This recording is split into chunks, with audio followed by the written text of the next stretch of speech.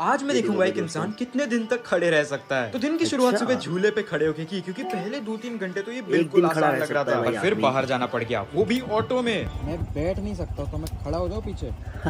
भैया तो चौंक गए, क्योंकि पूरा सफर मैंने उनके सर पे दोस्तों, खड़े होके वीडियो को तय लाइक किया कर दो और और पहुंच गया चैनल को बाल कटवाने, सब्सक्राइब जहाँ कर कभी दो। सोचा नहीं था, पर खड़े होके बाल कटवाए और इनके करियर में भी ये पहली बार हो रहा था। पर घर लौटते ही भाई खाना भी कम खाना है, क्योंकि एक जगह है जहाँ पे मैं बैठ नहीं सकता, तो खड़े रह के सोने का जुगाड़ बना दिया और पूरी रात ये बिता देखिए दी। भाई, दोस्तों